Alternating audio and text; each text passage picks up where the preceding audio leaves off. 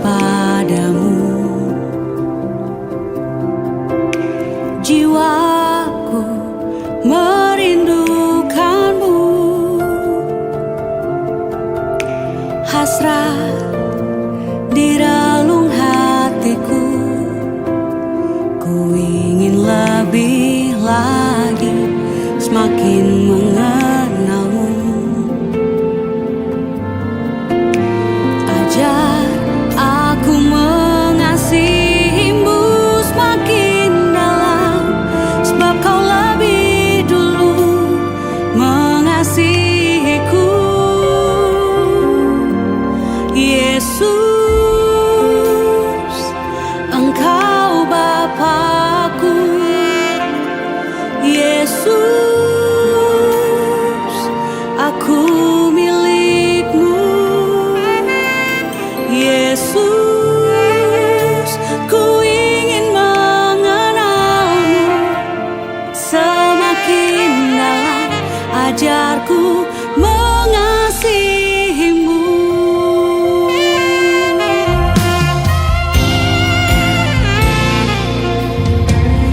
Tuhan, aku haus padamu. Jiwaku merindukanmu,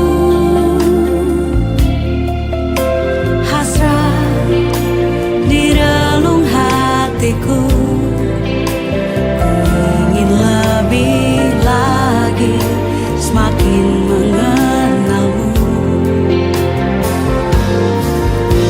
Ajar aku mengasihimu semakin dalam, sebab kau lebih dulu mengasihiku.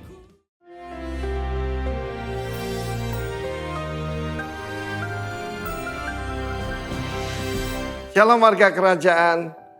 Di dalam firman Tuhan tercatat dalam Kejadian pasal 25, ada kebodohan yang dilakukan oleh Abraham, the folly of Abraham. Dia menikah lagi dengan Keturah dan punya 6 orang putra, salah satunya menjadi musuh besar Israel, yaitu bangsa Midian. Kita melihat bagaimana Midian merampok semua hasil panen Israel. Tuhan bangkitkan Gideon dan Midian dihancurkan. Tetapi kita yang saya usia 74 tahun ini, dan saya tidak mau berbuat kebodohan seperti itu. Akhirnya dia juga meninggal. Tapi dia meninggalkan masalah ya. Baru ayat ke-9, dan putra-putranya. Ini sebut putra cuma 2. Sebab Keturah ini lebih pada gundik. Tetapi Ismail juga, ibunya Hagar itu adalah female slave ataupun budak perempuan.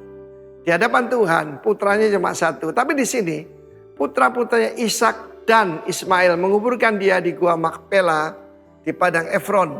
Dan kita melihat di sini itu pertama kalinya tercatat Ishak ketemu dengan Ismail. Tidak pernah terjadi rekonsiliasi, dan saudara lihat apa yang terjadi sekarang. Saudara lihat apa yang terjadi sekarang antara Israel dan Arab. Saudara lihat itu. Bahkan saudaraku, keturunan daripada Esau, karena dia menikah dengan Mahalat, kakak daripada, adik daripada Nebayot. Dan itu menurunkan juga sebagian bangsa Arab yang ada sekarang. Karena itu saudara, kita lihat kesalahan yang dilakukan orang tua bisa beribu-ribu tahun masalahnya. Abraham was 2000 years sebelum Tuhan Yesus. Sampai sekarang masih timbul masalah saudara. Deeper daripada politik, daripada apapun, bukan soal agama, lebih dalam dari itu. Karena itu saya berdoa supaya setiap yang saudara mengerti, jangan mulai pertengkaran. Pertengkaran itu seperti membuka jalan air. Hari-hari ini Bekasi sedang direndam, ya saudaraku, karena pintu air dibuka. Cuma bocor aja, New Orleans terbakar. Karena itu dalam keluarga kita jangan ada pertengkaran yang kecil sekalipun. Tetap jaga kerukunan. Tetap jaga harmoni.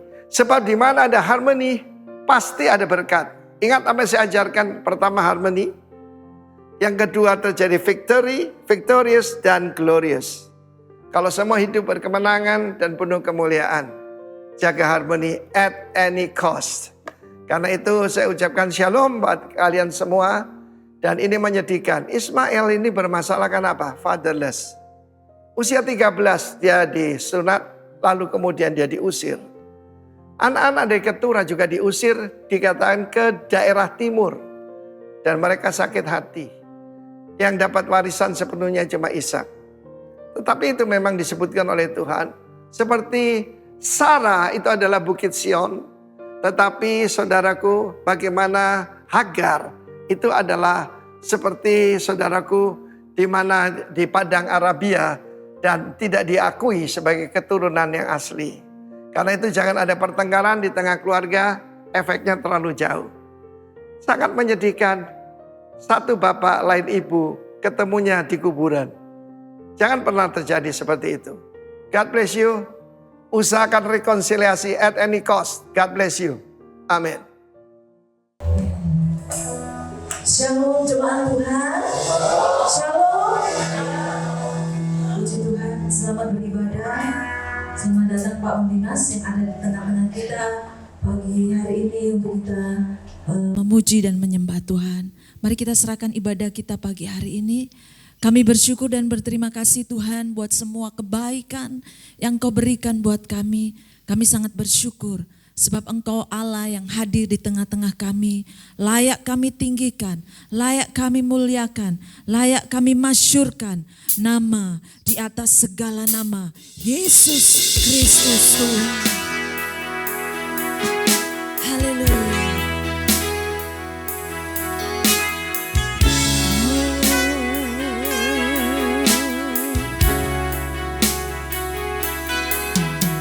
Ku pandang kemuliaan-Mu,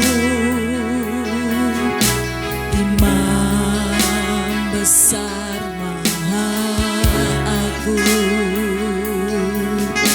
Kaulah pemilik hidupku, Yesus Kristus Tuhan.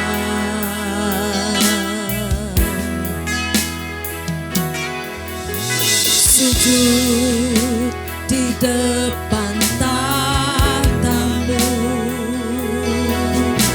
taklukkan seluruh hidupku.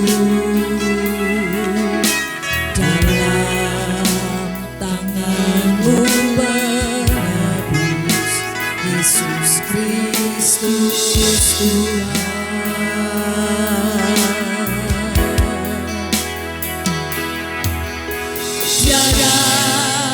Satu pun yang luput dari karya kasih-Mu yang mulia. Bagi-Mu segala pujian, hormat,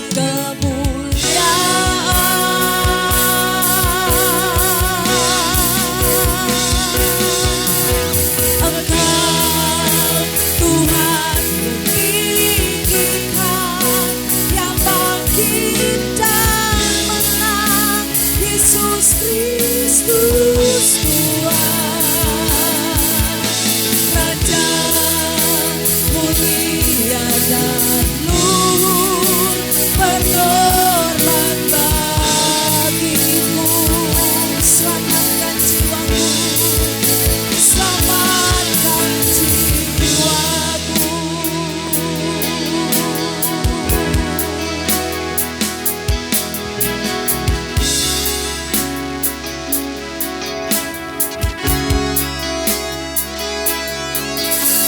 Ku pandang kemuliaan-Mu, Imam besar Maha. Kaulah pemilik hidupku,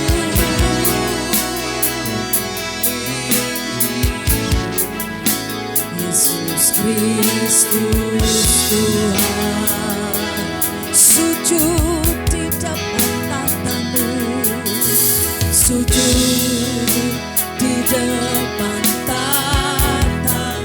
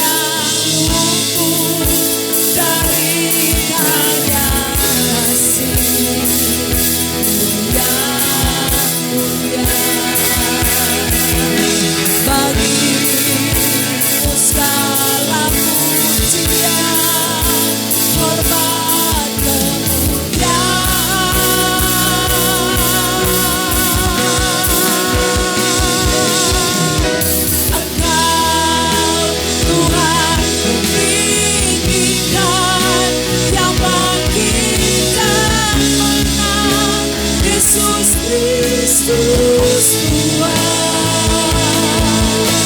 Raja mulia dan luhur, berkorban bagimu.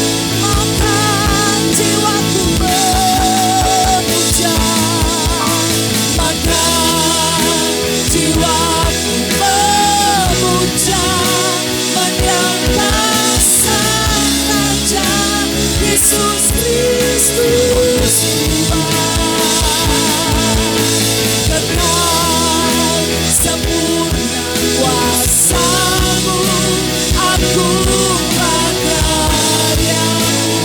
Maka jiwaku memuja, maka jiwaku memuja, menyembah Sang Raja Yesus Kristus Tuhan. Raja mulia, Raja mulia dan luhur, berkorban bagimu. Maka jiwaku memuja, maka jiwaku memuja, menyembah Sang Raja Yesus Kristus Tuhan. Kekal sempurna kuasa-Mu, agunglah karya-Mu. Maka jiwaku memuja, maka jiwaku memuja, menyembah Sang Raja Yesus Kristus. Raja mulia, Raja mulia dan luhur, berkorban bagimu. Maka jiwaku memuja, maka jiwaku memuja, menyembah Sang Raja Yesus Kristus Tuhan. Kekal sempurna kuasa-Mu, agunglah karya-Mu. Yesus Kristus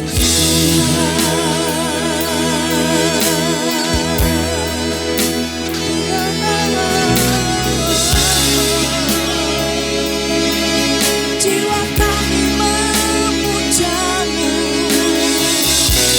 jiwa kami menyembah Engkau Tuhan. Raja segala raja, Allah yang berkuasa.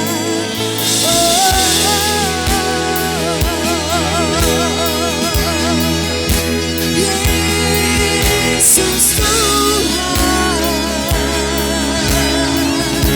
Engkau yang bertata, Engkau yang memerintah, Engkau yang berdaulat, Engkau yang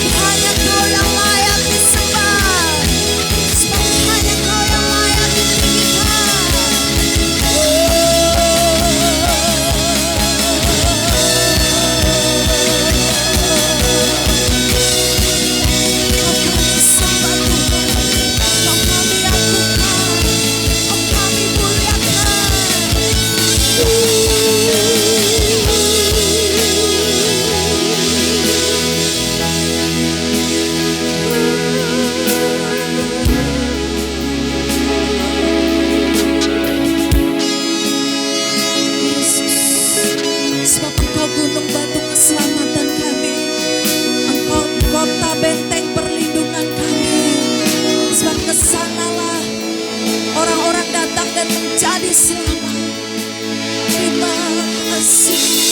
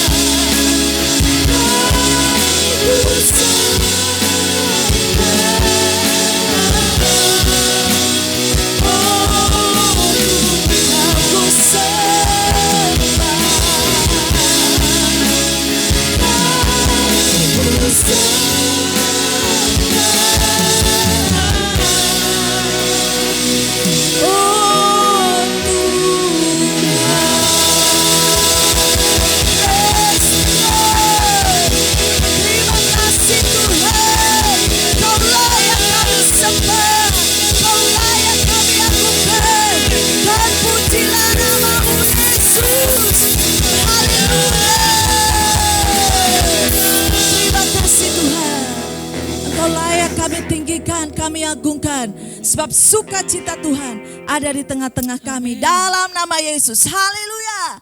Amin. Ratapan kita diganti dengan sukacita. Amin. Mari kita bersukacita.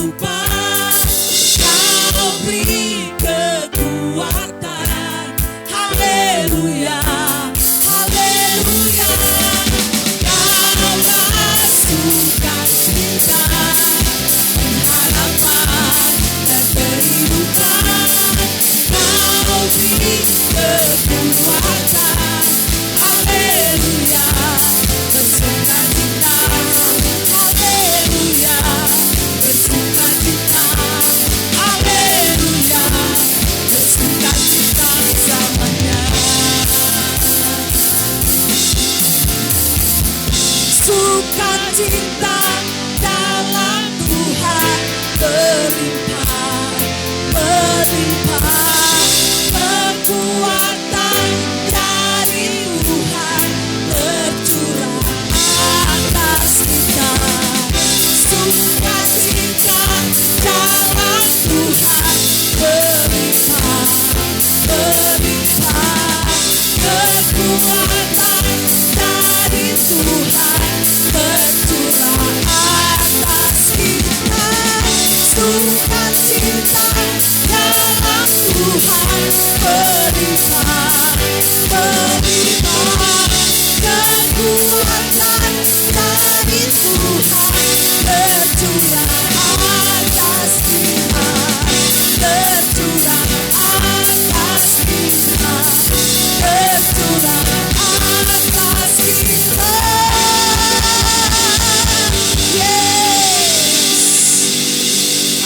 Sebab Dia besar, great is our God.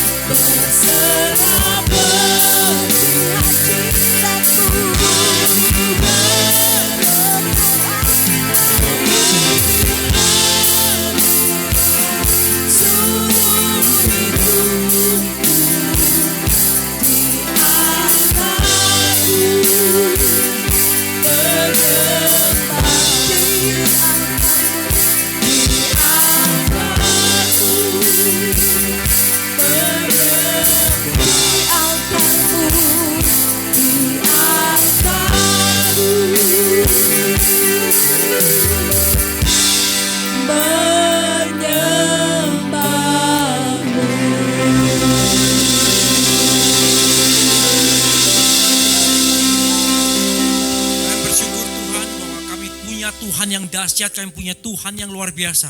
Sekalipun apapun yang terjadi dalam dunia ini, tapi kemenangan itu menjadi bagian kami Tuhan. Karena Engkau menjamin kehidupan kami Tuhan.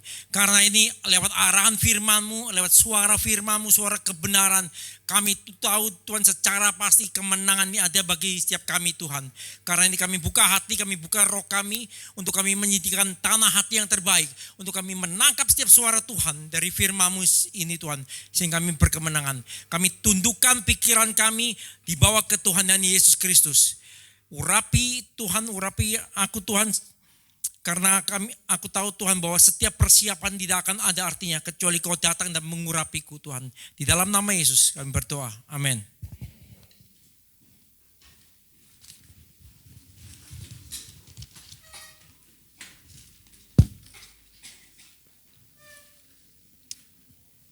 Shalom semuanya. Gimana kabarnya? Baik, Pak? Ya. Oke. Kalau kita melihat secara sadar saat ini, saat yang terjadi bahwa sekarang ini bahwa dunia sedang tidak ada dalam keadaan yang baik-baik saja. Dunia ada dalam sebuah degradasi dari tahun ke tahun, baik di dalam area apapun. Mau area keuangan, finansial, kesehatan, dan segala sesuatu. Ini dunia sedang tidak dalam keadaan baik-baik saja. Pertanyaannya adalah, kenapa dunia ini mengalami sebuah degradasi? Apa yang salah dari hal tersebut? Nah, kalau kita melihat, pada waktu manusia pertama, ini jatuh di dalam dosa. Sejak saat itu, karena tidak mentaati setiap arahan Tuhan, tidak mentaati suara Tuhan, dia mengikuti suara daripada wanita yang ditempatkan Tuhan di sampingnya, maka sejak saat itu dosa yang ada itu menjalar dalam kehidupan manusia sampai sekarang ini. Sehingga kalau kita melihat bahwa karena dosa inilah sebenarnya membawa degradasi atas dunia yang ada sekarang ini. Coba kita buka di dalam 1 Yohanes 5 ayat 19. Kita tahu bahwa kita berasal dari Allah bagi orang-orang yang sudah ditebus. Dan di ayat 19b dikatakan gini, dan seluruh dunia berada di bawah kuasa si jahat. Artinya gini, karena dosa yang ada ini, maka akan membuat dunia ini yang ada dikuasai dan dikendalikan oleh dosa. Dalam setiap kehidupan apapun, kalau kita ada ya, dalam kehidupan manusia, bahkan organisasi apapun, selalu ada dosa yang mengendalikan kehidupan mereka. Bahkan saya minta maaf, gereja yang tidak dibangun di dalam fondasi suara kebenaran, dosa pun turun mengendalikannya. Maksudnya gimana? Segala sesuatu dipusatkan pada dirinya sendiri, tidak di dalam pusat kehendak Tuhan. Nah, apalagi zaman-zaman sekarang ini kita melihat bahwa belum tentu orang-orang yang di YouTube kita lihat, orang-orang yang berkhotbah itu punya ketulusan dan kemurnian. Karena mereka mungkin butuh followers, mereka butuh hal-hal itu. Makanya kita harus selektif di dalam memilih siapa yang kita dengarkan di dalam firman Tuhan yang kita lihat di dalam YouTube itu. Karena enggak semua dalam kemurnian. Nah, waktu manusia jatuh dalam dosa, yang terjadi yang pertama kali adalah keterputusan hubungan manusia dengan Tuhan. Waktu manusia hubungan dengan Tuhan ini terputus, maka sejak saat itu dosa ini mulai masuk. Dosa mulai mengendalikan dalam seluruh kehidupan manusia. Kalau kita melihat ya, nggak usah jauh-jauh. Orang-orang yang awalnya berapi-api, orang-orang yang awalnya punya pergaulan karib dengan Tuhan. Nah, perjalanan ini bisa membuat seseorang baik itu karena kecewa, baik itu karena keadaan yang masalah yang tidak kunjung berhenti, terus melihat orang-orang sekitarnya, akhirnya bisa berkata, saya enggak Tuhan-Tuhanan. Sehingga terputus hubungannya, bukan terputus, itu hubungan dengan Tuhan mulai biasa-biasa saja.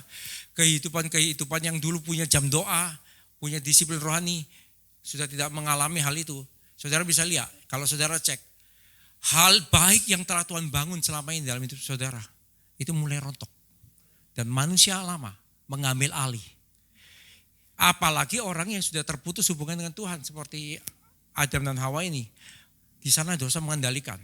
Saudara yang dulunya berapi-api dengan Tuhan, saudara bisa gampang mengampuni orang. Saudara bisa gampang mulai menabur. Saudara setiap ada acara saudara ambil bagian.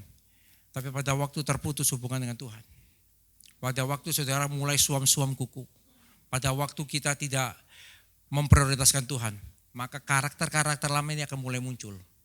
Yang dulunya mulai berubah, bisa mengampuni jadi tidak mengampuni. Yang dulunya begitu gampang untuk berapi-api berkobar dengan Tuhan, sudah mulai suam. Nah, kita bisa cek, apalagi hubungan dengan Tuhan yang terputus, maka ini akan membuat celah untuk dosa ini masuk ke dalam kehidupan manusia. Nah, kita lihat coba dalam kehidupan manusia, pada waktu dosa masuk, maka kutuk daripada dosa ini membuat manusia tidak berdaya. Kita lihat di dalam Roma, saya bacain dulu dasar ayatnya. Dalam Roma 7 ayat 17, saya bacakan sampai ayat 20. Kalau demikian bukan aku lagi yang memperbuatnya, tapi dosa yang ada di dalam. Bentar, saya bacain di Indonesia.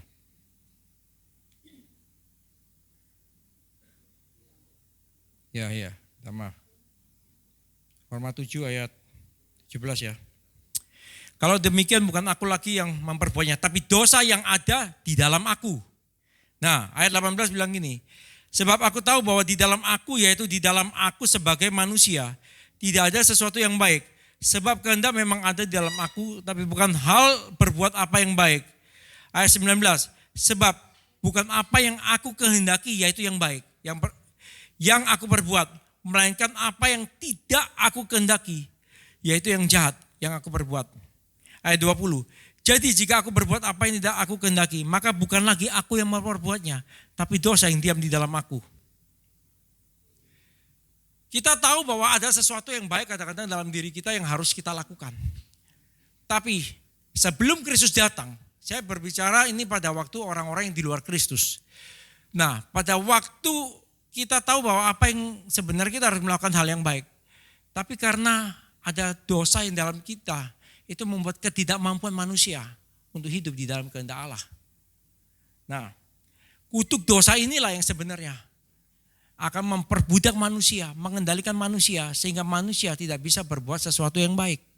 Segala sesuatu didasarkan atas kepentingan diri sendiri. Kita tahu bahwa sebenarnya benci itu tidak boleh, menyimpan dendam tidak boleh, merasa bersalah tidak boleh. Tetapi karena ada dosa, manusia memiliki sebuah ketidakmampuan dalam kehidupan manusia itu sendiri. Nah, apa yang menjadi akibat hukum dosa yang membuat manusia tidak bisa dalam hidup dalam hukum Allah? Akibat hukum dosa membuat manusia, yang pertama, berasumsi.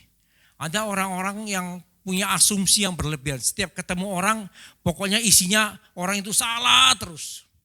Punya asumsi-asumsi yang berlebihan. Terus kemudian, ada orang-orang yang gampang sekali berbohong. Terus kita lihat kesombongan, pengakuan. Ada orang-orang yang dia punya pengakuan yang berlebihan. Kalau ngelihat, pokoknya intinya gini, orang-orang itu harus tahu bahwa dia hebat. Orang-orang itu harus tahu bahwa dia yang superstar dan sebagainya. Kalau tidak hal itu dia tidak ada dalam pengakuan, membuat dia enggak nyaman. Suka menghakimi, egois, judi. Nah, ini adalah kutuk-kutuk dosa yang sebenarnya mengendalikan dalam kehidupan manusia. Coba kita cek. Kalau misalnya ada orang yang benar-benar istilah kita ngomong suka berjudi, lihat keturunan di atasnya. Pasti ada juga orang-orang tuanya yang juga berjudi. Nah, kita lihat juga orang-orang yang misalnya isinya negatif semua, biasanya keluarganya juga seperti itu. Nah, ini sebenarnya adalah sebuah kutuk-kutuk dosa yang ditaruh dalam kehidupan manusia sebelum manusia itu mengenal Kristus. Nah, dosa ini yang mengendalikan dalam seluruh kehidupan manusia. Nah, pertanyaannya, apakah misal Tuhan mau manusia itu seperti itu? Enggak. Tuhan adalah sutradara yang terbaik. Sekalipun manusia itu jatuh dalam dosa, tapi tujuan Tuhan atas kehidupan manusia itu akan tetap terlaksana. Apa kerinduan hati Tuhan? Yaitu mengembalikan manusia di dalam keadaan yang seperti semula. Yaitu pertama kali manusia diciptakan dan alam semesta ini diciptakan. Apa itu? Kita buka dalam Kejadian 1. Ayat 26 bilang gini. Kejadian 1, bukan Keluaran. Saya bacakan dalam Kejadian 1. Berfirmanlah Allah, baiklah kita menjadikan manusia menurut gambar dan rupa kita, supaya mereka berkuasa atas ikan-ikan di laut dan burung-burung di udara, dan atas ternak dan atas seluruh bumi, dan atas segala binatang melata yang merayap di bumi. Nah, dikatakan supaya mereka berkuasa, artinya manusia pertama itu orang yang berkuasa atas seluruh ciptaan. Ayat 27 kita akan gini, maka Allah menciptakan manusia menurut gambarnya, menurut gambar Allah diciptakan dia, laki-laki dan perempuan, diciptakan mereka. Allah memberkati mereka. Lalu Allah berfirman kepada mereka, beranak cucu dan bertambah banyak, penuhi bumi dan taklukkan itu, berkuasalah atas ikan-ikan di laut dan burung-burung di udara, dan atas segala binatang yang melata dan merayap di bumi. Artinya gini, pada waktu Tuhan menciptakan manusia pertama, tujuan Tuhan atas manusia adalah berkuasa atas seluruh ciptaan ini. Tapi kalau kita lihat, manusia sekarang sudah justru alam semesta ini yang memperbudak manusia. Kenapa? Karena ada sebuah dosa yang sudah ada atas kehidupan manusia. Maka manusia tidak bisa lagi berkuasa, tidak bisa lagi kembali kepada dalam posisi semula. Nah, pada waktu Tuhan menciptakan manusia pertama kali di Taman Eden, tidak ada kesusahan di sana, tidak ada kesedihan di sana, tidak ada tangisan dan air mata di sana. Tapi karena dosa, maka pola Tuhan atas kehidupan manusia itu berantakan. Nah, tujuan Tuhan sebenarnya adalah untuk mengembalikan manusia dalam keadaan seperti semula. Yaitu pada waktu manusia ada dalam Taman Eden. Kebahagiaan di sana, sukacita ada di sana. Manusia tidak lagi bersusah payah atas kehidupannya. Itulah sebenarnya tujuan Tuhan. Nah, untuk bisa mengembalikan manusia ini dalam posisi yang semula, maka benar-benar manusia itu tidak boleh ada dalam kompromi. Harus ada di dalam setiap jalan-jalan Tuhan. Apa yang dimaksud itu jalan-jalan Tuhan? Di dalam Kejadian 35 ayat 8 bilang gini. Yesaya 35. 35 ayat 8. Di situ akan ada jalan raya yang akan disebutkan jalan kudus. Orang yang tidak tahir tidak akan melintasinya. Dan orang-orang pandir tidak akan mengembara atasnya. Artinya orang yang ada di dalam jalan Tuhan, jalan kebahagiaan, jalan kesejahteraan, jalan shalom, di sana tidak boleh ada kompromi. Karena orang-orang yang pandir, orang-orang yang orang-orang yang tidak hidup di dalam ketetapan Tuhan, tidak akan pernah bisa melewatinya. Nah, karena itu kita tidak bisa berkompromi, ya sedikit-sedikit lah. Karena kehidupan Kristus sebenarnya tidak ada namanya abu-abu. Ya atau enggak. Sebagai sebuah contoh, yaitu di Daniel. Coba buka di Daniel 1 ayat 8. Daniel berketetapan untuk tidak menajiskan dirinya dengan santapan raja dan dengan anggur yang biasa diminum raja. Dimintanya kepada pemimpin pegawai istana itu supaya tak usah menajiskan dirinya. Nah, pada waktu Daniel ini, orang-orang dari Babel ini, orang-orang Yahudi yang ada di Babel ini ditangkap. Nah, terus kemudian dipilihlah orang-orang pandai di sana, yaitu Belsasar, Hananya, Misael, Azaria yang kita kenal dengan nama Daniel, Sadrak, Mesak, Abednego. Nah, karena ini raja ini takut nih, jangan-jangan dia nanti berperawakan kurus, kepandaian kurang, makanya diberikan santapan raja. Nah, Daniel itu punya ketetapan bersama teman-temannya. Dia tidak mau menajiskan hal-hal makanan raja ini. Maka dia memilih untuk benar-benar dikasih makan sayur saja. Nah, Artinya gini, kalau di zaman sekarang gini, kita nggak akan pernah bisa hidup kalau kita jalan lurus-lurus aja. Kalau kita nggak bohong sedikit-sedikit aja, itu nggak bisa. Tapi coba dilihat, Daniel berketetapan untuk tidak menajiskan dirinya dengan makanan raja itu. Nah kemudian di ayat 14, Daniel 1 ayat 14, dan gini. Didengarnya permintaan mereka itu, lalu diadakanlah percobaan dengan mereka selama 10 hari. Setelah lewat 10 hari, ternyata perawan mereka lebih baik dan mereka kelihatan lebih gemuk daripada semua orang muda yang telah makan dari santapan raja. Nah, kemudian ayat 16 bilang gini. Kemudian penjenang itu selalu mengambil makan mereka dan anggur yang harus mereka minum, lalu memberikan sayur kepada mereka. Kepada keempat orang muda itu, Allah memberikan pengetahuan dan kepandaian tentang berbagai-bagai tulisan dan hikmat. Sedang Daniel juga mempunyai pengertian tentang berbagai-bagai penglihatan dan mimpi. Lewat waktu yang ditetapkan raja, bahwa mereka sekalian harus dibawa menghadap. Maka dibawa mereka oleh pemimpin pegawai istana itu ke hadapan Nebukadnezar. Raja bercakap-cakap dan mereka, dan di antara mereka sekalian itu tidak didapati yang setara dengan Daniel, Hananya, Misael, dan Asaria. Maka pekerjaan mereka itu pada raja.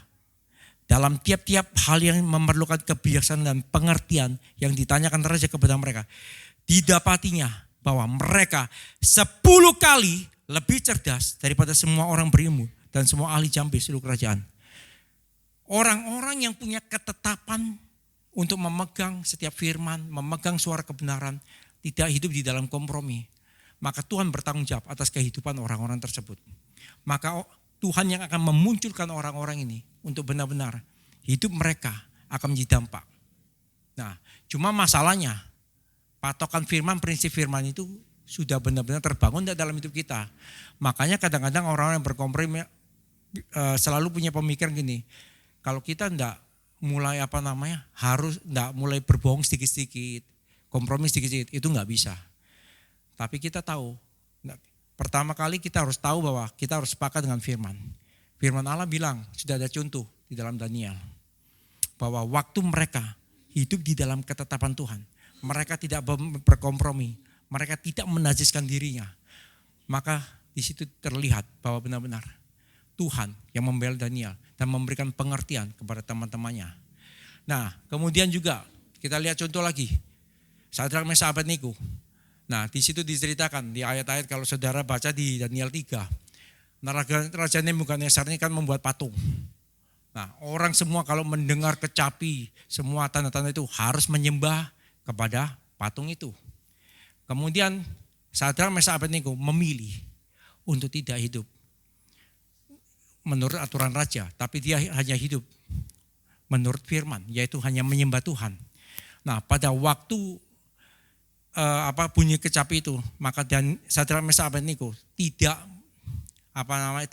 ikut menyembah patung itu. Nah, di situ diceritakan bahwa Raja Nebukadnezar itu marah. Dikasih kesempatan sekali lagi. Kalau kamu mau menyembah patung ini, kamu tidak akan masuk ke dapur perapian. Tetapi Sadrak, Mesak, Abednego kan bilang gini, percuma Tuanku ngomong. Kalau Tuhan memang mau menolong, Tuhan akan menolong kami. Tetapi kalau Tuhan tidak menolong, ini yang kata-kata yang bagi saya luar biasa bagi Sadrak, Mesak, Abednego. Kami tidak akan pernah menyembah patung yang Tuhan berikan. Selalu ada ujian. Jangan kira orang-orang yang memegang firman itu tidak melewati ujian. Harus ada ujian supaya dinyatakan bahwa Tuhan itu hidup. Tapi ini ayat firman yang terjadi bagi Sadrak, Mesak, Abednego. Waktu ada dalam perapian yang menyala-nyala 7 kali dipanaskan. Bahkan orang yang bahasa Jawa nyemplung itu apa ya? Yang maksudnya yang ya begitulah. Maksudnya nyemplungkan Sadrak, Mesak, Abednego itu terbakar gitu ya. Maaf, enggak ngerti bahasa Indonesianya saya. Nah, itu kelihatan sangat panas ya kan. Tetapi di sana Sadrak, Mesak, Abednego tidak terbakar. Bahkan ada satu orang lagi seperti anak dewa. Nah, ayat firman bilang gini, Yesaya bilang gini, aku akan menyertai engkau. Waktu kau menyeberang melalui sungai-sungai, engkau enggak akan dihanyutkan. Engkau melewati api, engkau tidak akan dihanguskan. Nah itu ayat firman yang, ya ini menurut saya, ini bukti bahwa ayat firman yang dipegang oleh Sadrak, Mesak, Abednego. Nah karena itu pada waktu kita memegang firman, ada ujian-ujian yang mungkin akan kita lewati. Sungai permasalahan mungkin ada dalam kita, api permasalahan dalam kehidupan kita. Tapi ini adalah janji Tuhan, kita tidak akan pernah dihanyutkan. Kita tidak akan pernah terbakar oleh masalah itu. Bahkan kemenangan ada kita. Nah, pada waktu itu raja heran. Sampai akhirnya singkat cerita bahwa Sadrak, Mesak, Abednego tidak terbakar. Dari situ dikatakan, siapa yang tidak menyembah Allahnya Daniel, Sadrak, Mesak, Abednego, maka dia akan dihukum. Kan gitu. Nah, kemenangan yang kita terima seharusnya bukan memposisikan untuk diri kita yang diangkat, tapi untuk nama Tuhan yang ditinggikan melalui kita. Karena kebanyakan orang hanya berkata gini, apa yang dia lakukan hanya dilakukan untuk kepentingan dirinya, bahkan minta maaf, kepentingan komunitas atau organisasi. Organisasi, gereja atau kita ini hanya sebenarnya sebagai alat untuk membawa keharuman bagi nama Tuhan. Di sana tidak dikatakan toh bahwa siapa yang tidak menyembah Sadrak, Mesak, Abednego. Tetapi Raja Nebukadnezar itu saya pikir Tuhan menaruh dalam hatinya perkataan itu. Siapa yang tidak menyembah Allahnya Sadrak, Mesak, Abednego. Nah kemudian setelah ujian dilewati, maka dari situ barulah setelah ujian dilewati. Karena orang yang memegang ketahuan firman dikatakan apa? Maka Raja Nebukadnezar memberikan kedudukan tinggi kepada Sadrak, Mesak, Abednego. Ujian-ujian yang kita lewati, kalau kita bisa bertahan, kalau kita bisa memegang sebuah ketetapan firman, kita tidak goyang, maka Tuhan bertanggung jawab untuk membawa kehidupan kita lebih tinggi. Nah, karena itu Tuhan sedang membawa kita untuk benar-benar kita mengembalikan rancangan Tuhan pada semula. Tetapi ini yang terjadi, untuk Tuhan mengembalikan ciptaan Tuhan seperti semula, maka ada pola Tuhan, yaitu Tuhan membutuhkan namanya manusia. Adalah ilegal ketika Tuhan tidak memakai manusia. Nah, untuk dunia ini tidak lagi dikuasai, dikendalikan oleh dosa, maka Tuhan membutuhkan manusia-manusia ini untuk menjadi agen perubahan atau menjadi pelayan pendamaian. Yang pertama, bagaimana kita bisa menjadi pelayan pendamaian? Orang-orang yang membawa dampak atmosfer ilahi, di mana ditempatkan mereka berada, disitulah terjadi shalom, disitulah terjadi kesejahteraan atas tempat tersebut. Yang pertama, harus adanya rekonsiliasi. Nah, rekonsiliasi memang terjadi dua belah pihak. Tapi karena ketidakmampuan manusia, pada waktu dia sudah dikuasai dan dikendalikan oleh dosa, maka yang pertama harus ada inisiatif daripada Tuhan atas manusia tersebut. Manusia ini harus ditebus. Tanpa penebusan, manusia ini tidak akan bisa berbuat apa-apa. Makanya manusia selalu berusaha apa? Dia cari ilmu pengetahuan, dia cari bahkan agama ya. Bahkan dia cari agama, dia bersemedi dan lain sebagainya. Setiap upaya-upaya dilakukan manusia untuk menjangkau Tuhan. Dan ini tidak akan pernah bisa. Inisiatif pertama untuk terjadi rekonsiliasi adalah Tuhan datang atas manusia untuk menebus manusia. Coba kita baca di dalam 2 Korintus 5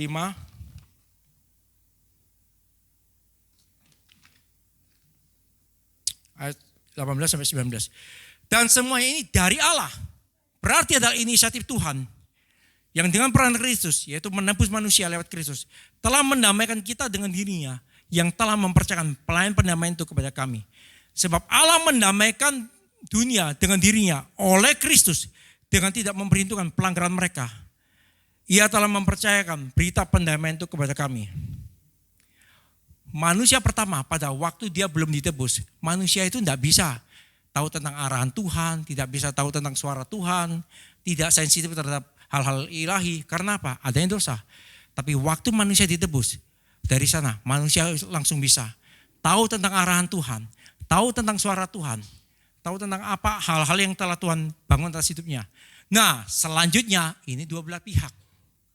Apakah manusia lebih mentaati suara Tuhan atau lebih mentaati suara dari manusia lamanya?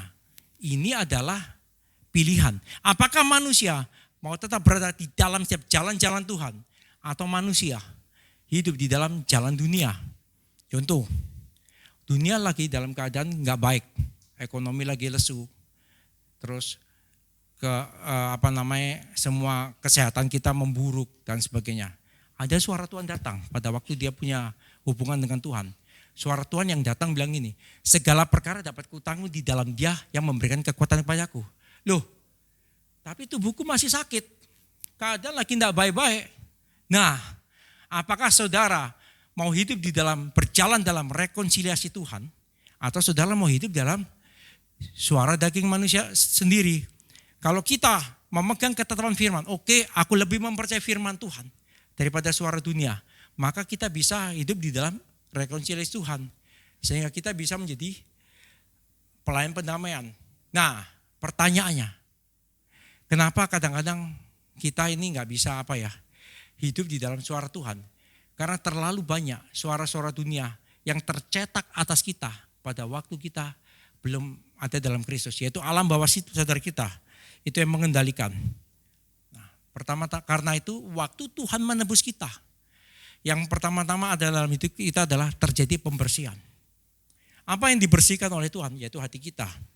Coba kita lihat di dalam Ibrani 10 ayat 22. Dibilang gini, karena itu marilah kita menghadap Allah dengan hati yang tulus ikhlas dan keyakinan iman yang teguh. Dan oleh karena hati kita telah dibersihkan dari hati nurani yang jahat dan tubuh kita telah dibasuh dengan air yang murni. Kemudian di dalam ayat Yeremia 17 ayat 9, kenapa hati kita perlu dibersihkan? Betapa liciknya hati, lebih licik daripada segala sesuatu. Hatinya sudah membatu, siapa yang dapat mengetahuinya? Ya minum dulu saudara ya, ngelak ya. Jadi gini, pada dasarnya manusia itu, mau gimana pun manusia, selalu ada kelicikan manusia di sana. Ya toh. Ada kecurangan manusia di sana. Kalau hati kita tidak dibersihkan oleh Tuhan lewat penebusan, maka hidup kita hanya menjadi batu sandungan. Kenapa hati yang dibersihkan? Dan karena pada waktu hati kita dibersihkan, kita harus ikuti tuntunan hati nurani tersebut. Coba kita lihat. Misalnya ini, pada waktu kecil, SMP lah. Nah ini sebuah contoh yang buruk misalnya. Kita melakukan hal-hal yang melanggar normal lah. Anak SMP misalnya pertama kali melakukan pelanggaran. Taruhlah sembunyi-sembunyi sama papanya. Rokok enggak boleh.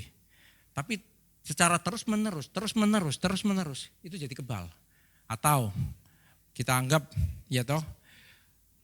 nyuri uang di dompet papanya anak kecil itu. Pertama 5.000, pas Jawa yang berdebar. Tapi lama-lama itu jadi kebiasaan. Tahukah kita bahwa setiap hal-hal buruk yang kita lakukan, ini akan menjadi sebuah kebiasaan. Dan akhirnya hati nurani itu menjadi padam. Tapi pada waktu manusia ditebus oleh Tuhan, hati ini dibersihkan. Kalau ada dosa sekali, tidak usah dosa yang kita besar-besar. Kita marah pegawai yang berlebihan aja, langsung hati nggak enak. Tapi kalau terus-menerus ya kebal. Makanya pada waktu itu Paulus pernah bilang, sampai saat ini aku masih mengikuti hati nuraniku. Nah suara hati ini dipakai Tuhan untuk mengarahkan manusia, untuk membangun manusia dalam hal-hal ilahi. Kita tahu kok manusia lama kita itu yang salah yang mana, manusia lama kita hal-hal yang gak baik itu yang mana. Kita sendiri tahu. Tapi masalahnya kita punya keputusan enggak untuk tetap hidup di dalam suara Tuhan. Atau kita hidup di dalam kemauan kita sendiri. Nah untuk hidup di dalam rekonsiliasi itu, maka selain penebusan, yang kedua, kita harus merelakan diri kita untuk mengalami pembentukan dengan tangan Tuhan sendiri. Kenapa kita harus merelakan diri kita? Ada orang-orang yang akan Tuhan pakai. Saya percaya bahwa di tempat ini, Tuhan itu akan menjadikan kita sebagai tanda dan alamat. Kalau Yesaya 8:18 bilang gini, aku dan anak-anakku adalah tanda dan alamat bagi orang-orang Israel ini. Karena zaman dulu sebelum penebusan Kristus, Israel sebagai bangsa pilihan. Tapi di dalam Kristus kita semua adalah orang pilihan. Karena tanda dan alamat ini bicara gini, kita adalah tanda bahwa Kristus nyata. Nah alamat adalah gini, kalau kamu mau mengikuti seperti untuk hidup dalam pola ilahi. Ikuti cara hidupku. Nah, tanpa pembentukan, orang ini akan menjadi sebuah namanya batu sandungan. Kita dapat visi yang dari Tuhan, tapi belum tentu kita melakukan dengan cara Tuhan. Kebanyakan orang gagal apa? Ketika bersentuhan dengan namanya uang. Pergerakan itu butuh uang. Dalam pemerintahan, pendidikan, gereja dan lain sebagainya segalanya itu butuh uang. Saya tahu. Tapi uang yang kita dapat, apakah kita hidup di dalam kompromi dalam dunia yang ditawarkan dengan cara-cara dunia? Atau kita mendapatkan itu dengan cara yaitu kita pegang firman, kita pegang suara Tuhan, maka Tuhan yang menyediakan dan membuka jalan bagi kita semua. Itu adalah hal-hal pertanyaan. Karena orang bisa berubah ketika awalnya tulus, ketika awalnya benar. Saul kan juga seperti itu. Awalnya tulus, akhirnya karena jabatan dan sebagainya, karena kompromi-kompromi dia mengikuti suara rakyat, tidak mengikuti suara Tuhan, akhirnya jatuh. Nah, pada waktu pergerakan ini, orang bersentuh dengan uang, orang ini bisa berubah. Kenapa perlu pembentukan ini? Karena dia harus dibentuk, dicetak selaras dengan prinsip firman. Sehingga pada waktu dia dimunculkan Tuhan, tidak ada celah bagi hidupnya. Maka orang ini akan benar-benar hidup di dalam kemurnian. Sehingga lewat firman dia mengalami kemenangan. Sehingga dia bisa berkata, seperti aku telah hidup dalam pengenalan Tuhan. Tuhan yang menolong aku, Tuhan yang menyertai aku. Maka seperti itu juga, kamu bisa hidup seperti itu. Itu kenapa? Makanya perlu pembentukan. Sebelum orang itu bisa berjalan dalam pendamaian, sebelum orang itu bisa hidup di dalam agen perubahan. Apa yang Tuhan bentuk? Di dalam pembentukan itu, yaitu nilai kebenaran atau identitas. Karena itu kehidupan kita tidak ditentukan dari suara-suara manusia. Kehidupan kita tidak ditentukan dari suara dunia. Tapi kehidupan kita ditentukan oleh nilai firman, nilai rohani, identitas kita. Nah, jangan pernah dengarkan di dalam proses pembentukan, ada namanya masa-masa kita mungkin dilecehkan. Ada namanya masa-masa kita menderita. Omongan orang selalu berkata gini, model kayak dia gak akan berubah. Tapi waktu yang akan membuktikan, waktu kita terus berjalan, maka waktu yang akan membuktikan Tuhan yang mengenai pembelaan. Nah, itu menjadi kadang-kadang intimidasi. Mungkin semua sudah tahu dulu saya terjerat namanya narkoba. Nah, saya ini jatuh bangun. Tapi pada waktu itu mau berubah, banyak teman-teman saya bilang, pas dia bilang gini, engkau lah balik meneh. Nanti kan kembali lagi, dia bilang gitu kan. Nah, ini juga intimidasi. Saya bersyukur bahwa saya punya mentor, almarhum mentor saya, Coach Jeff, dia bilang gini, waktu sih membuktikan, Tuhan yang kalau kamu share dengan Tuhan yang tolong. Ketidakberdayaan, ya ini saya sampaikan mungkin kalau punya teman-teman orang yang pernah terjerat narkoba. Orang yang terjerat narkoba bukan dia gak mau berhenti, tapi dia gak punya kemampuan untuk berhenti. Itu harus diakui. Nah, almarhum mentor saya selalu bilang gini, kamu pasti bisa.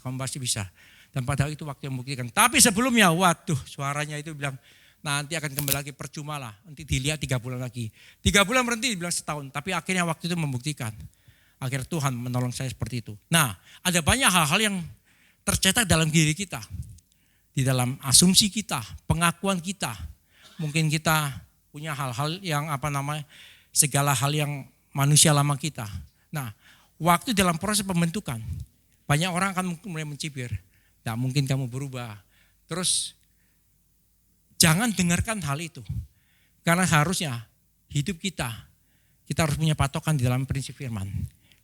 Alkitab bilang gini, engkau berharga dan mulia, maka aku ini mengasihi kamu. Sudah cukup. Mau orang lain menganggap kita tidak berharga, terserah. Yang penting Tuhan telah menganggap kita berharga. Kalau kita berharga dan mulia, maka hidup kita juga akan dikasih. Maka hidup kita juga akan dilindungi, disertai. Nah, kenapa proses pembentukan ini? Karena saya percaya bahwa setiap kita, Tuhan akan membawa kita ke hal-hal yang lebih tinggi. Nah, supaya tidak menjadi batu sandungan, maka hal-hal dari manusia lama ini harus rontok.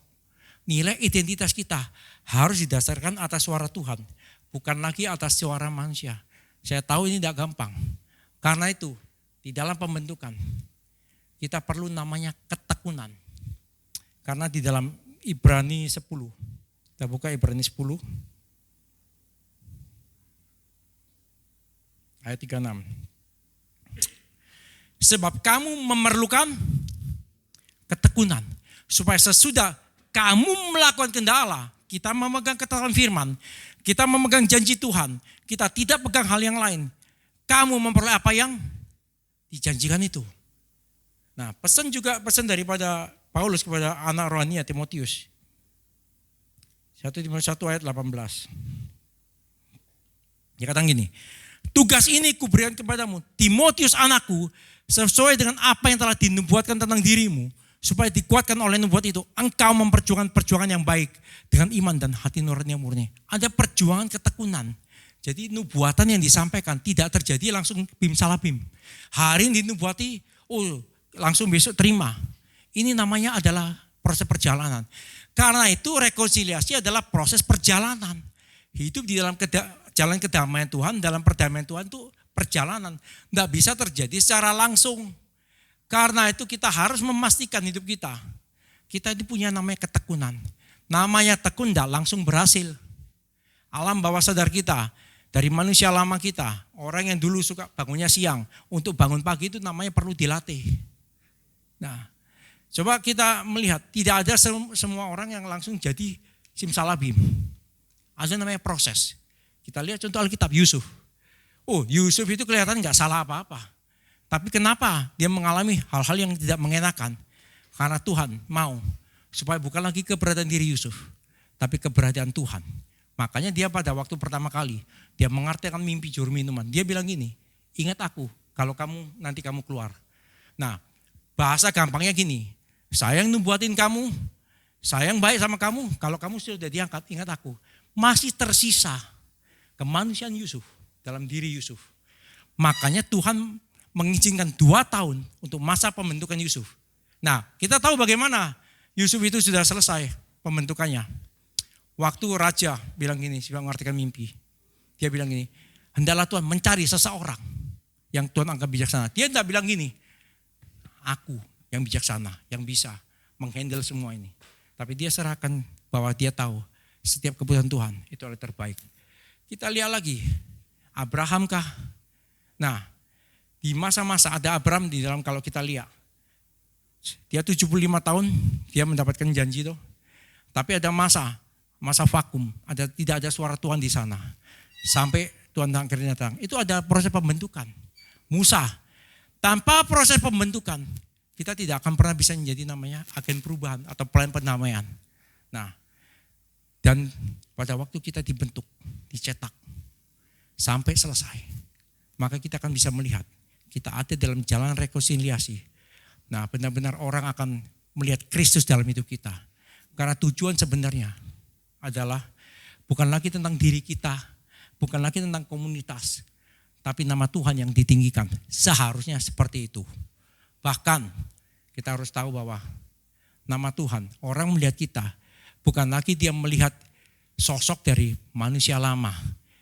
Dia enggak lihat koyenya sebagai manusia lama. Orang akan melihat sesuatu yang berbeda. Orang melihat Kristus.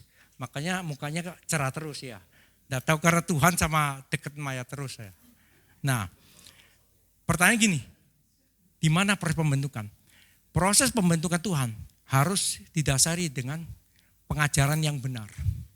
Kita tidak akan pernah dapat namanya proses pembentukan ini kalau kita tidak ada dalam dasar pengajaran yang benar. Karena apa? Waktu kita diproses dibentuk, pastikan kecenderungan hati kita ini hanya tertuju pada Tuhan dan kebenarannya. Kita tidak hidup dalam suara yang lain, tapi Tuhan dan kebenarannya menjadi sebuah kecenderungan hati kita ke sana. Nah, didapatnya di mana? Di Kakak. Makanya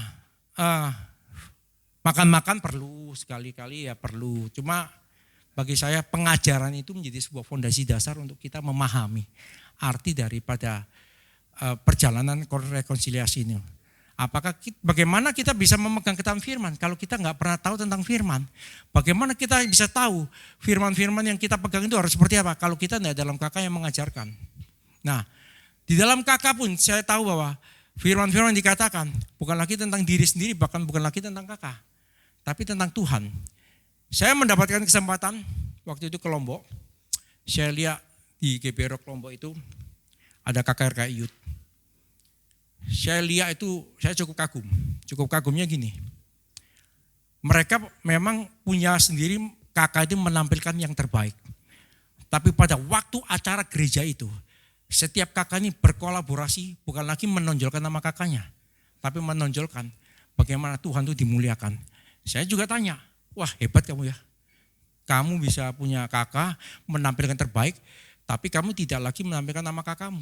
Tapi kan bagaimana gereja ini berfungsi bagi kerajaan Allah. Mereka juga ngomong, kami awalnya juga babak belur, kami juga awalnya enggak ngerti. Tapi perjalanan ini, dari materi-materi kakak pengajaran, kita bisa melihat diri kita itu seperti apa. Nah, kerinduan hati saya sebenarnya adalah, bukan mencontoh, tapi maksudnya, bukan mencontoh plek, tapi intinya kita dapatkan bagaimana bahwa bukan lagi tentang persaingan, bukan lagi tentang hal-hal yang untuk kita harus tampil terbaik, tapi bagaimana nama Tuhan ditinggikan lewat kakak itu sebenarnya. Nah, jadi pada waktu kita dalam proses pembentukan, kita harus tahu, kita jaga kecenderungan hati kita. Kalau hati kita tidak dijaga, kecenderungan hati kita bisa lewat dan kita tidak akan pernah namanya agen perubahan, dan dosa ini tetap mengendalikan hidup kita. Pesan saya, mari kita hidup di dalam pelayanan pendamaian ini. Untuk itu kita hidup dalam rekonsiliasi. Kita semua ditebus, kita dicetak, relakan diri kita untuk dicetak. Dalam hal yang tidak enak, kalau ada hal yang tidak enak, sampaikan ke Tuhan dan pegang setiap suara Tuhan atas hidup kita. Karena tujuan Tuhan sebenarnya, kalau kita lihat di dalam Matius 5 ayat 8 bilang gini.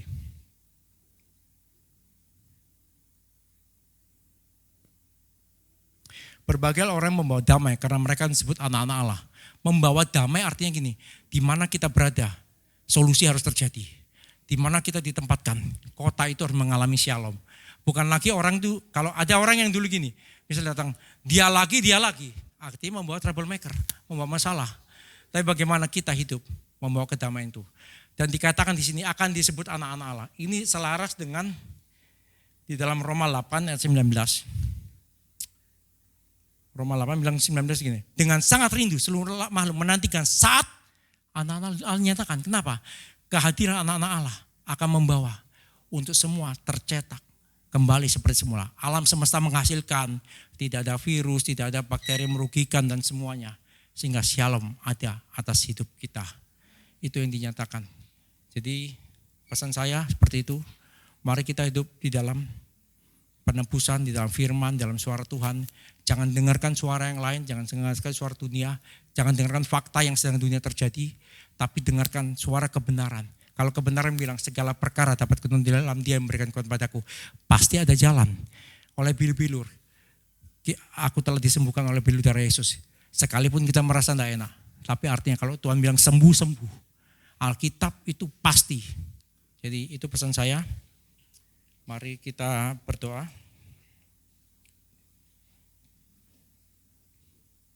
Saya undang pemain musik.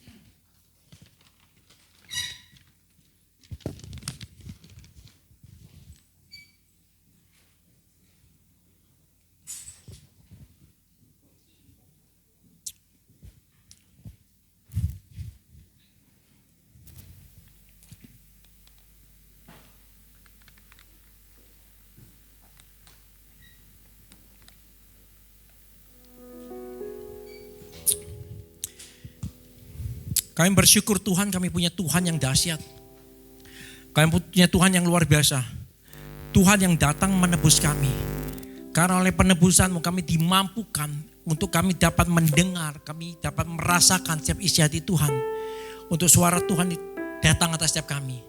Dan kami mau bersepakat dengan setiap firman, dengan suara kebenaran dan kami.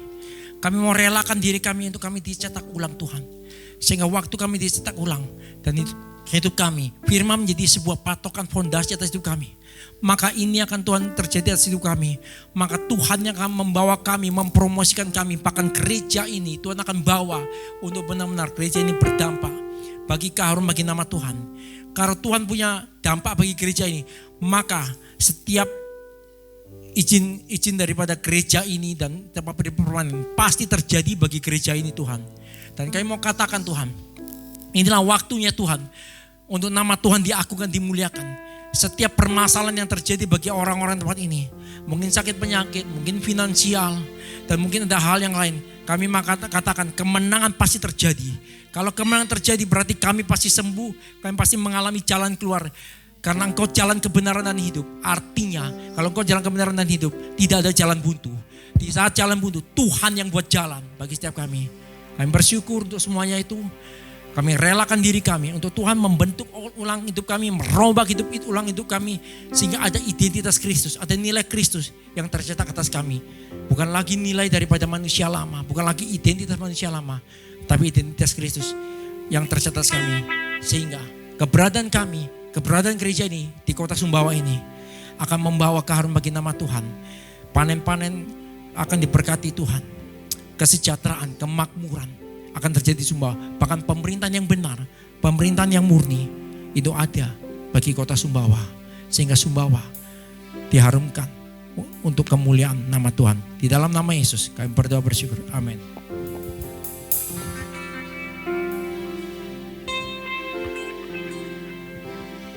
Kita siapkan untuk perjamuan kudus.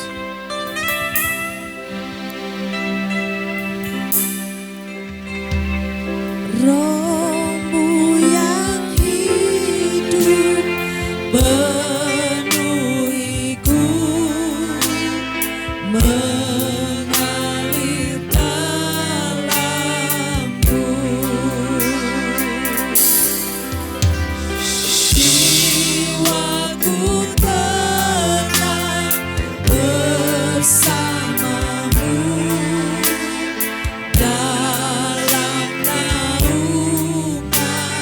Buka hati, buka hati untuk jamahanmu, berserah penuh di hadiratmu. Kau ambil alih seluruh hidupku, diangkatmu bersebelahmu.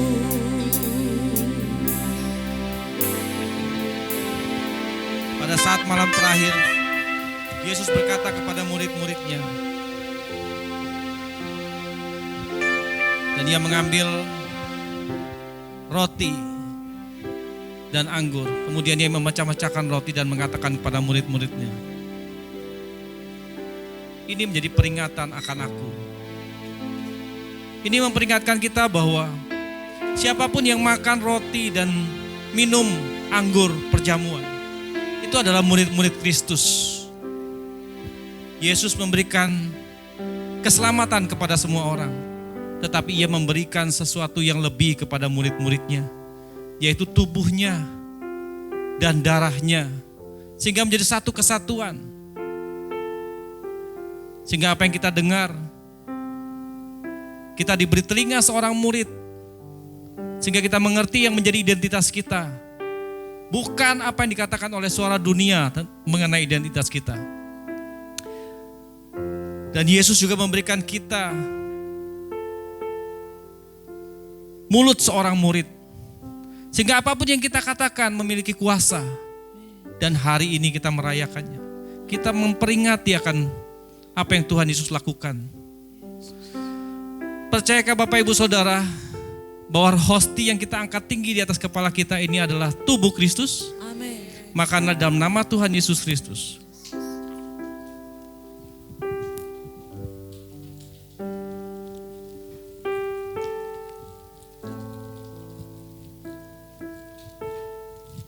Angkat anggur tinggi di atas kepala kita.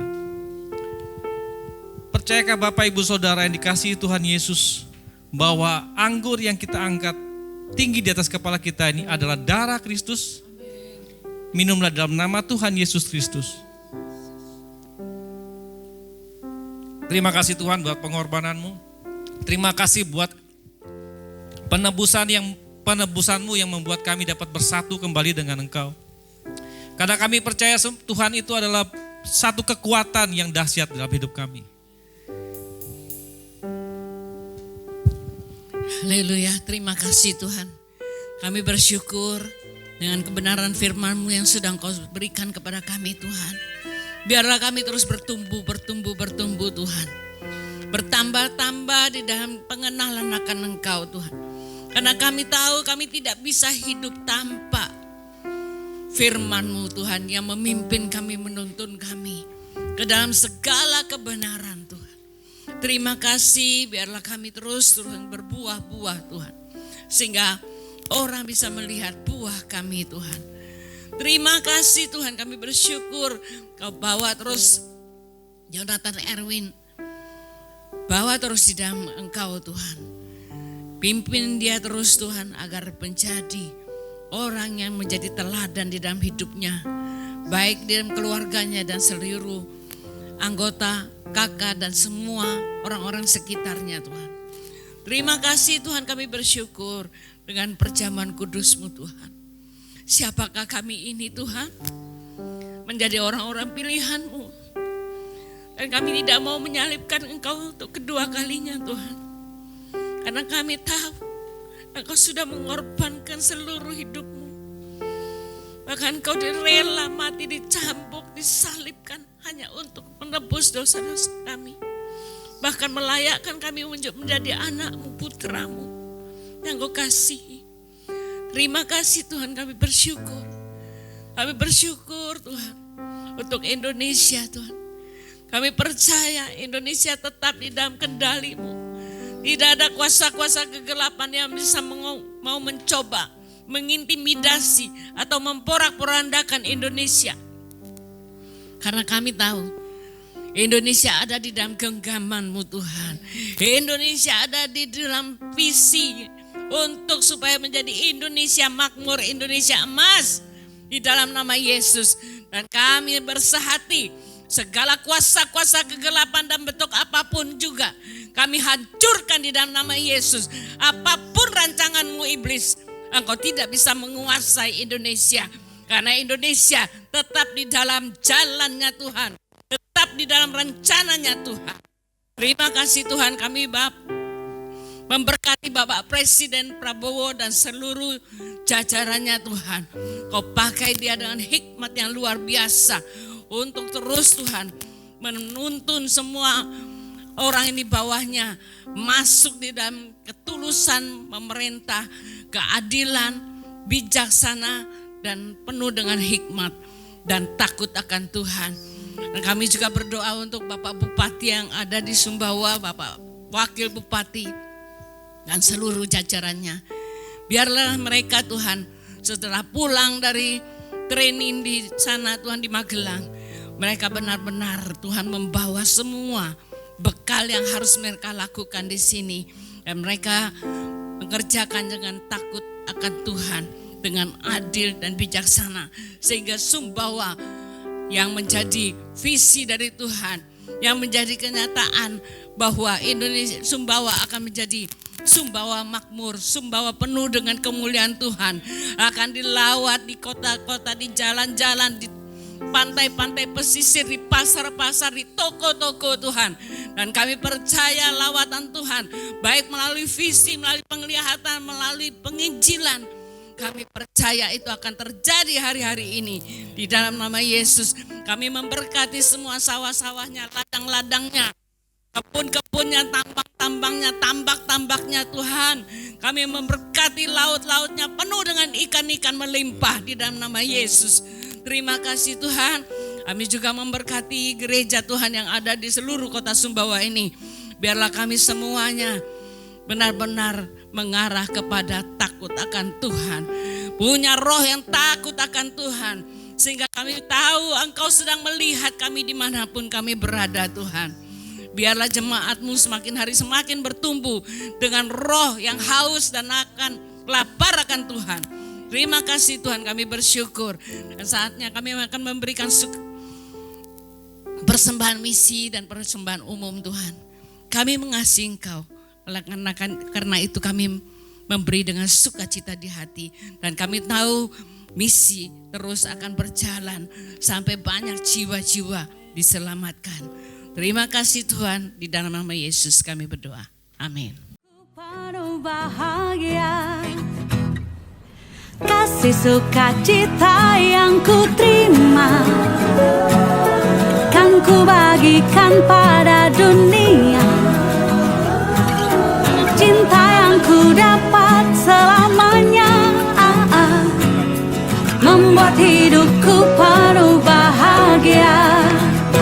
Ku kan bersuka nyanyi pujian selamanya, angkat suaraku kan memuji Dia. Ku kan bersuka nyanyi pujian selamanya, angkat suaraku kan memuji Dia.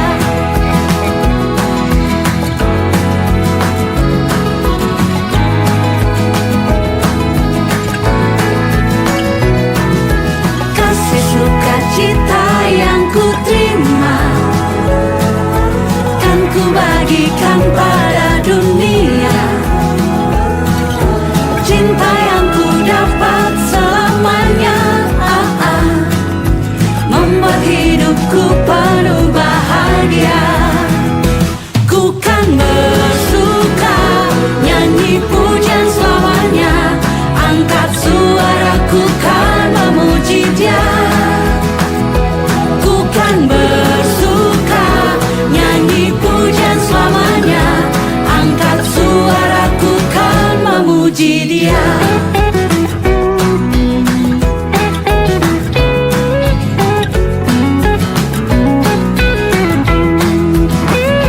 Ku kan bersuka nyanyi pujian selamanya, angkat suaraku kan memuji Dia.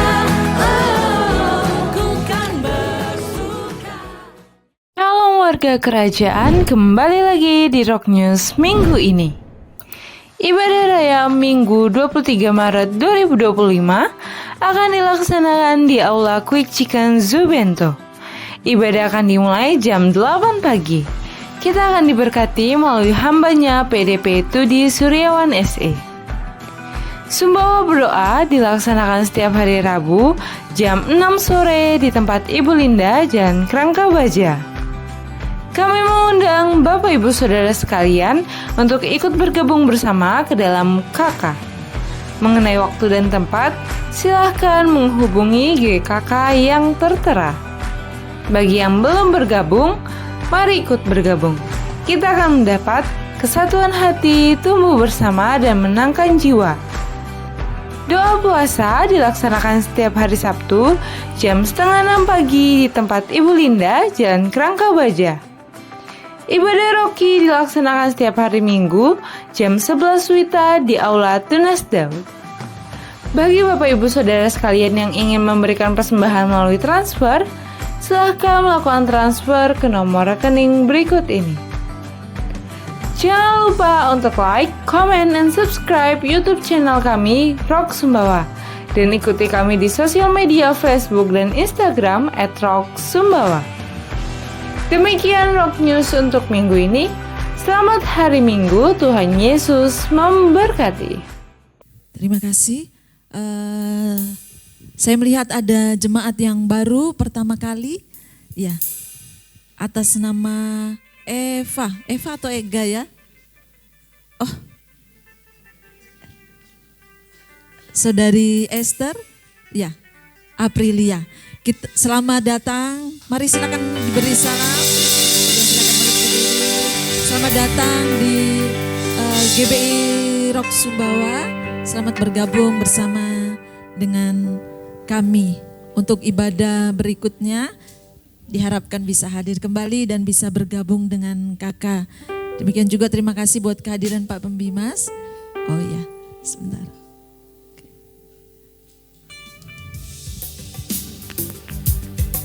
Ya, hari ini bertepatan dengan Bapak Gembala kita sedang berulang tahun.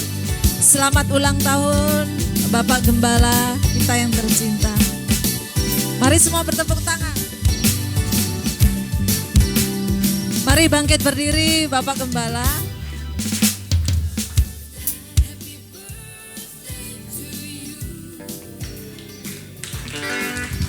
Spesial dari anak-anak. Istrinya boleh temani di sini sebentar.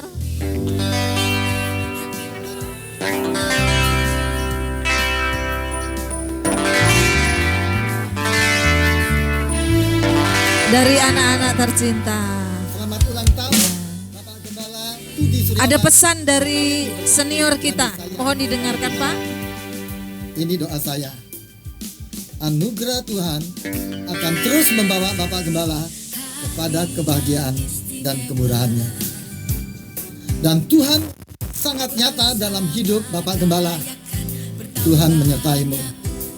Tuhan memeliharamu di dalam hadiratnya. Dan Tuhan yang mengisi hari-harimu penuh sampai berlimpah ke dalam hatimu. Dan kebaikan dan kemurahannya senantiasa di dalam kehidupan Bapak Gembala. Bapak Gembala Tudi Suryawan yang saya kasihi, perjuangkan terus yang harus diperjuangkan. Karena Tuhan senantiasa menuntunmu. Jangan lemah hati. Perbesar terus kapasitasmu. Dan biarlah Tuhan akan menumbuhkan rohmu yang bertumbuh dan bertambah kualitas dan kapasitas di hadapannya. Demikian firman Tuhan berkata, janganlah takut, sebab aku menyertai engkau. Janganlah bimbang, sebab aku ini Allahmu.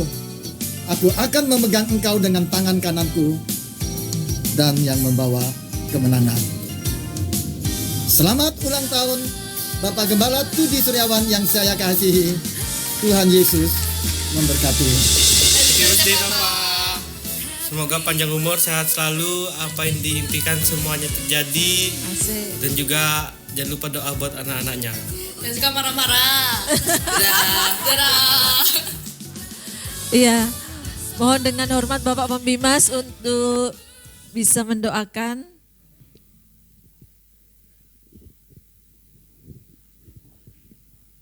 Berapa ini Pak Gembala? 51.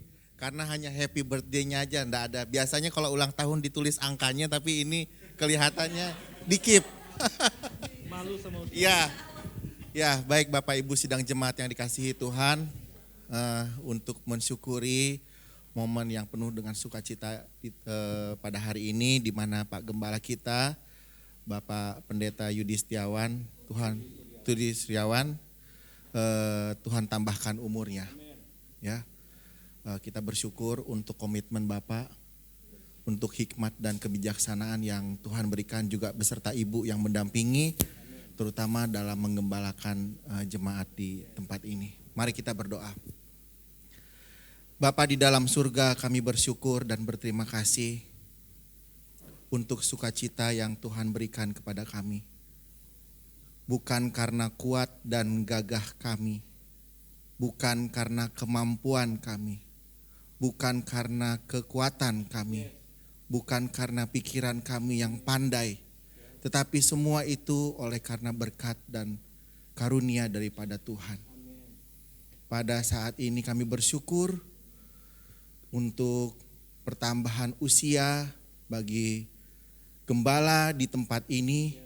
Kami bersyukur Tuhan untuk penyertaan Tuhan di dalam tugas-tugasnya sebagai gembala, mengayomi, membina, dan mengurusi penata layanan jemaat. Kami bersyukur untuk penyertaan Tuhan. Ada banyak tantangan yang dihadapi. Terkadang medan pelayanan terasa begitu sulit. Tetapi kami melihat betapa tangan Tuhan menyertai Bapak Gembala di tempat ini. Kami juga bersyukur untuk Ibu yang senantiasa mendampingi, yang senantiasa menopang, menjadi tiang doa, menjadi pendukung di dalam pelayanan. Biarlah kiranya kami serahkan Bapak dan Ibu di sini ke dalam tangan Tuhan, sehingga kiranya melalui karya pelayanan mereka, umat Tuhan di tempat ini dapat diberkati. Kami juga yakin dan percaya ketika Tuhan sudah memulai pelayanan, akan banyak mujizat yang terjadi di tempat ini. Terima kasih ya Tuhan, kami menyambut dengan syukur pertambahan usia Bapak Gembala kami, Bapak Pendeta Yudi Setiawan ya Tuhan. Biarlah kiranya Tuhan berikan kesehatan, panjang umur, Ya Tuhan, komitmen untuk terus melayani Tuhan meskipun ada begitu banyak tantangan dan rintangan. Terima kasih ya Tuhan untuk semuanya. Hanya di dalam nama Tuhan Yesus kami berdoa dan bersyukur. Amin.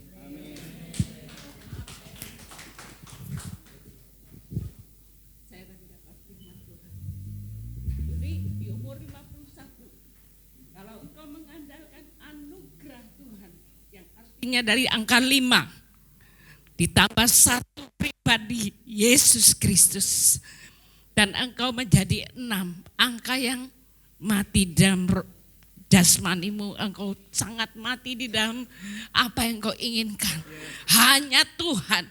Maka tahun depan angka 7, 5 tambah 2, angka 7, kesempurnaan yang dari Tuhan turun atasmu.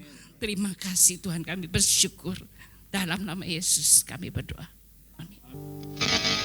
Mari saya undang jemaat untuk bangkit berdiri. Kita bersyukur buat perbuatan Tuhan. Biar sepanjang minggu ini, sepanjang bulan ini dipimpin oleh Tuhan. Kau berganti hidupku dengan segala kebaikanmu. Kini ku naikkan syukur kepadamu, Yesus. Sekali lagi kau berkati hidupku dengan segala kebaikanmu.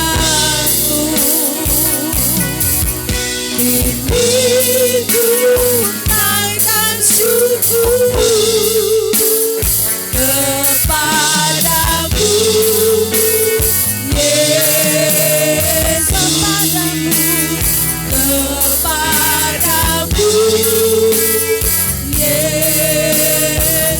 Kepadamu,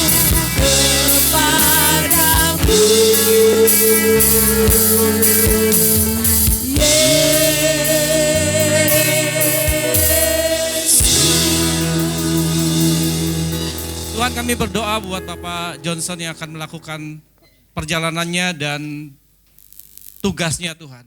Kami memberkati Pak Johnson Tuhan. Ia adalah Daud di tengah daripada bangsa Filistin dan Goliat. Sebab akan begitu banyak orang yang akan menentang pendirian gereja. Tapi kami percaya Tuhan, ketika Engkau mengutus dia, tidak akan pernah ada yang menghalangi. Sebab Tuhan beserta dengan Pak Johnson. Di dalam tugasnya, di dalam keluarganya, apapun Tuhan. Hari ini kalau beliau akan melanjutkan perjalanan, Tuhan memberkati perjalanan beliau. Tuhan membuat semuanya lancar dan Tuhan memberkati perjalanannya. Di dalam nama Tuhan Yesus.